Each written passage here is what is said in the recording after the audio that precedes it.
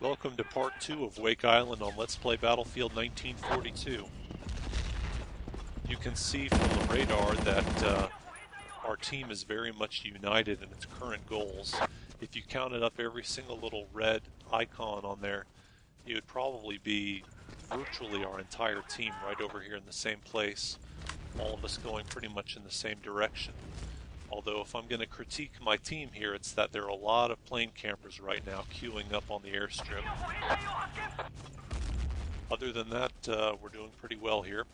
In the first part of this episode, we managed to achieve a really strong foothold on the island, and we're not too far behind in tickets, so we're in really good shape. Your goal is to get a foothold here before you bleed out too many tickets. In the beginning it looked like we were going to do a really bad job of that. We had some false starts, but at the moment, since we're the side that has the uncapturable base and the other side doesn't, I'd say that we have a very strong chance of winning.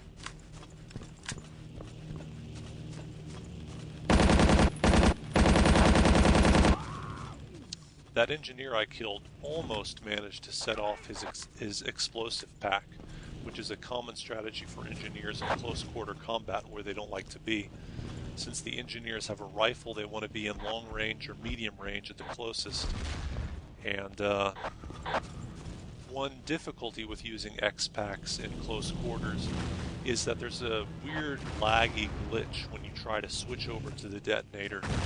You right-click when you have the X-Pack in your hand to go over to the detonator, then you have to activate it.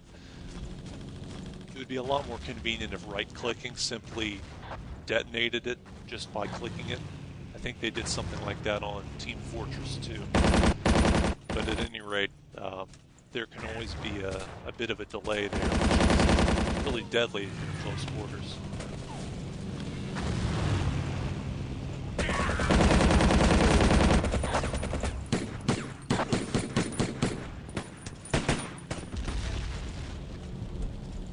I think there's a very strong chance that I'm about to get killed. There's just so many enemy over here. That's why I tossed down the grenades. It's kind of a last-ditch effort. I got some good air support, though, from that Japanese bomber.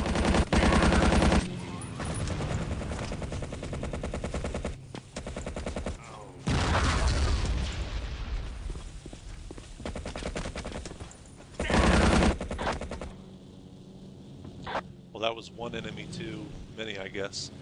Although we had the advantage of having everyone starting from the same place and going to the same direction. Of course, the Allies had that same advantage as well, and they probably had a bit of an edge because they don't have plane campers, since they don't have any airstrip left. Fortunately, we have the destroyer parked right outside this northern flag. And I really like the fact that it's over there, because otherwise you'd have to spawn in at the airfield and take that long walk to the north.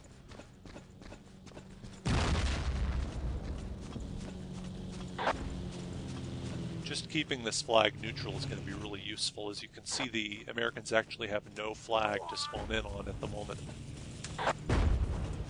And if they don't recapture it, then they're going to be in really bad shape. Now, I died, but I managed to cap the flag just before dying, and we've got another guy over there to keep it from at least turning over to the American side. Almost got killed by a grenade again. There's got to be someone hiding either in one of the houses or just over on the coastline tossing those grenades.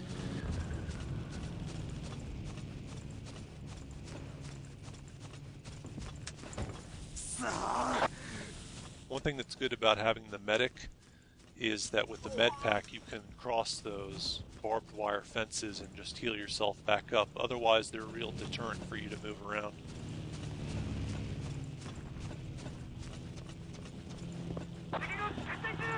Yeah, that dead guy I just saw must have been...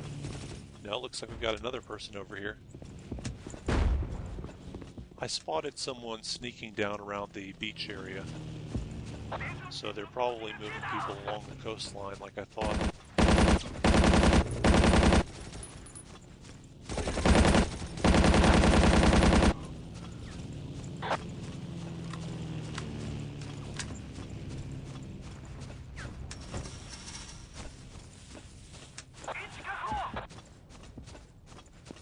And again, we've managed to capture or neutralize all of the American flags. So they're going to have to defend that point with who they've got. Now the map also shows now that they've managed to neutralize the airfield flag, so hopefully we still have at least a couple guys over there to defend. Otherwise it's going to be a two-front war again.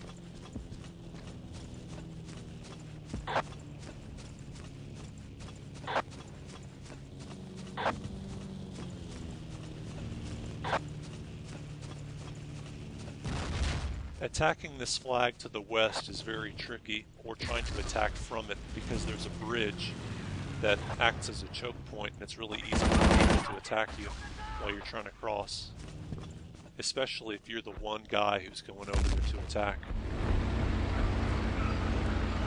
This tank doesn't have much energy, but, well, I guess it has none now. If that tank had not been attacked by the airplane, I would have just driven it over to that flag and gotten as many kills as I could before I got blown up.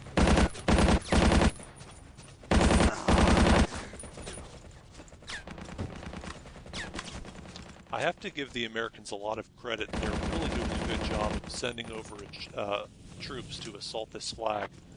Normally they try crossing that bridge and they get cut down as they try to cross the bridge, but they're really being sneaky.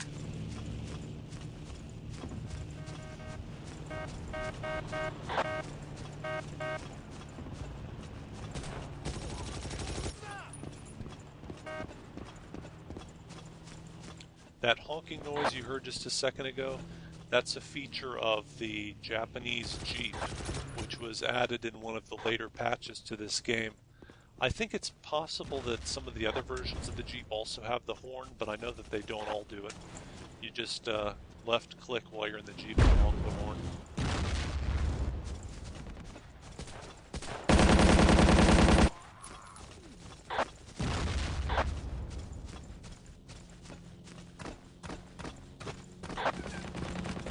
There seems to be a bit of overcrowding here at this flag. We didn't all need to go over here to attack. So I think that we're probably going to run into some trouble with attacks coming from the other end of the island and not enough people over there to defend it. In fact, those southern two flags, I think, are completely undefended. When you tab like that and show the scoreboard, it's useful when you have all the flags because you can see, based on which names are highlighted on the other team, you can see who's dead and who's alive. And you can see how many survivors there are that you have to worry about finding and preventing them from capturing a flag. You can also see on the scoreboard what classes people have chosen.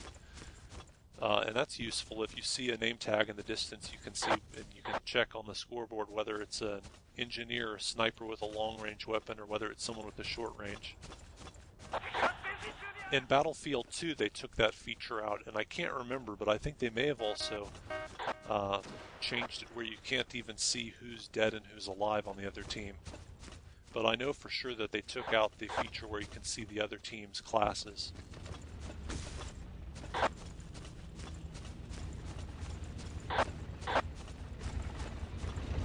Presumably the enemy are going to turn a flag. Yeah, they turned a flag over on the south.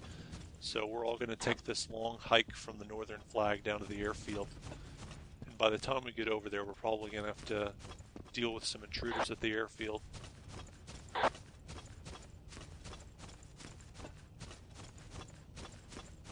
They haven't even managed to get over to the landing beach flag yet. And the tickets show 82 to 146.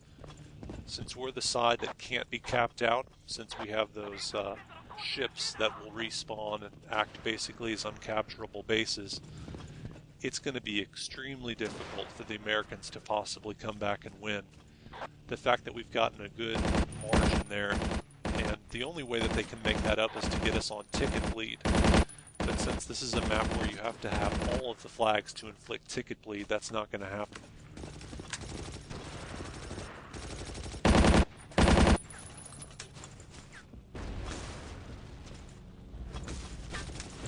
I don't use the grenades all that much when I'm in infantry class, but they can be useful as a long-range weapon. I like to use the guns, but a lot of people depend on the grenades.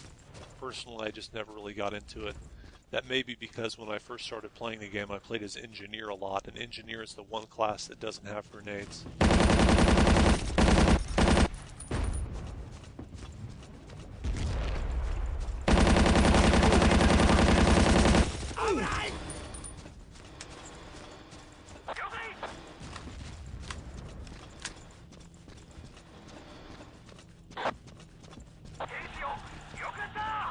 Stay tuned for part 3.